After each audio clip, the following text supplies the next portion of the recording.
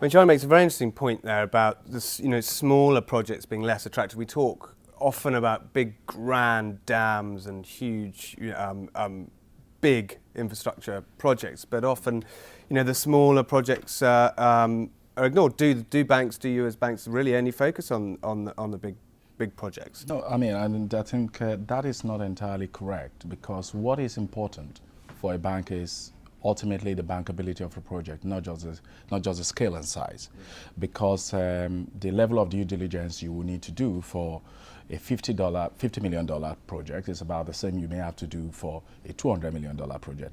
But the key issue is that non-recourse financing is not a cottage industry, so it doesn't lend itself readily to subscale projects. Like if you really just want to have a small HFO plant generating power, it may or may not work for that. But once you start getting to the realm of small hydros, captive power plants, we've seen projects and we've led financing for captive power plants in a number of countries, and these have been projects that in the range of $30 million. The key thing is not just the size of the project, and it comes back to while my colleagues and I don't differ from the view that money is absolutely important, but what makes money become available comes back to the fundamental ingredient of that. You must have a bankable offtake.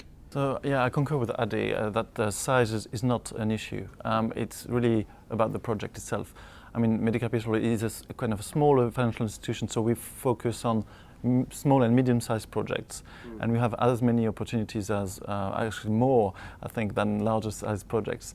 And it's all a matter of the same, the off-taker, as Ade said. And I have an example in mind, maybe that involves our colleagues at African Development Bank. Both our institutions are looking at the same project, a toll bridge in Abidjan at the moment. And so the sponsor and the behind it is strong sponsor is Bouygues, and that makes it very attractive. And it's not a huge project.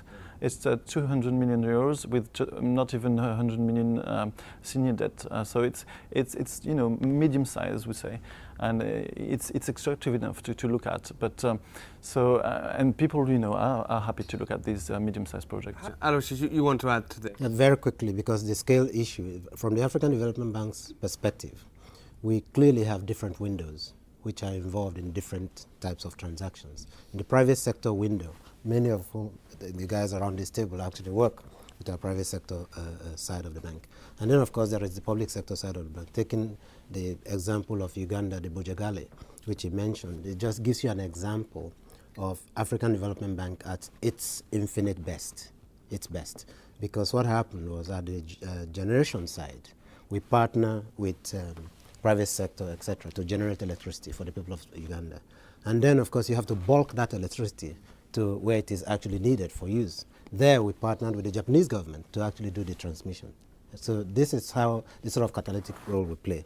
And then if you think to South Sudan, where he mentioned, one of the projects we're doing now is the Nile Equatorial transmission line, which connects about 9 countries, Kenya, in the whole of Eastern Africa zone, to lay the backbone, if you like, because we believe in the African Development Bank, power is absolutely the most critical constraint to private sector development. So whether it is small scale farmers, whether it is medium scale enterprises, without power it's impossible. I think the significant opportunity, clearly the biggest success story in African infrastructure is mobile telephony. And the market is huge. What can be learned by the success of the mobile revolution? Well, I think, there was light touch regulation, little government interference, some very committed sponsors in terms of, I know, Actis Celtel, which became Zain, which I think the price on that business now, Torbjörn, is $9.7 billion that Zain are going to sell only part of not the whole of the African business to Bharti Airtel. But Mo Ibrahim, who someone with real commitment to Africa, developed that business, and MTN, and there were people with commitment to Africa, local sponsors in terms of MTN, and I think there's an interesting issue around in Africa about financial institutions backing local sponsors, not just the international players. I think they are to be found. They are there if you look hard enough. And ICT, I think there are significant opportunities now building on, because if you say that the general population telecommunications issue has not been totally resolved, obviously, but it's resolved through mobile. But now there's significant opportunities in terms of data transmission, and there are quite a lot of businesses putting fibre optic cable in, and these are good commercial opportunities. As I say, Seacom cable was one, but the backhaul up from the coast for and there are other submarine cables. Africa is certainly, accessing the internet is a lot different now in East Africa than it used to be. But not all, I would just make this point, not all infrastructure is going to be a good commercial opportunity.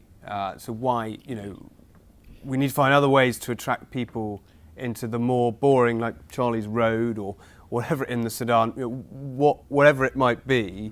How do we attract people to the less popular, less commercially viable? Well, if you take roads outside South Africa, there is only one, and it's not totally operational yet, proper toll road in sub-Saharan Africa, and that's the Lekki toll road in Lagos. Now that we are not involved in that project, but it's as yet unproven. There are other toll road projects around. There's one in there's the tolling of the Dakar Kumasi Road in Ghana.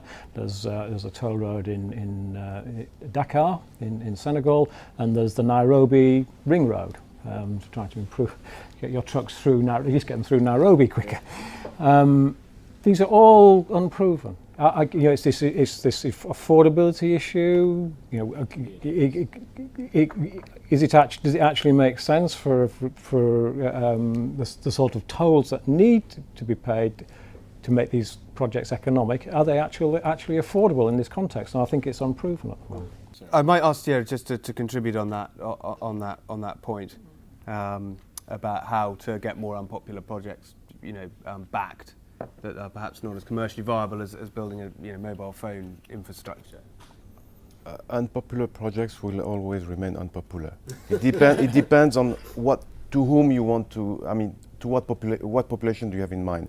If you have in mind investors, private sector investors, some projects will not be popular, for the reasons explained before around this table.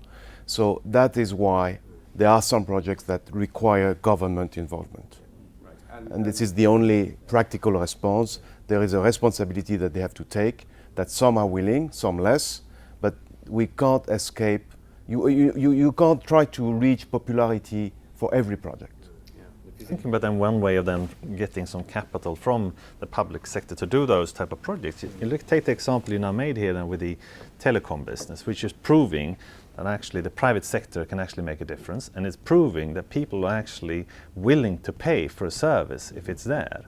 So if you then look at that in the power sector and say, okay, if you then can deregulate that, let the private sector come in, can you make a huge difference? If you then make sure that you then get those investments in cost-reflective tariffs, instead of pumping hundreds of millions of dollars in subsidies into these sectors, take that money instead to build schools or hospitals or those roads which are difficult to get the private investor to come in with. There are ways I think the government can think about that to reuse. Typically roads are unpopular, but you need transportation infrastructure.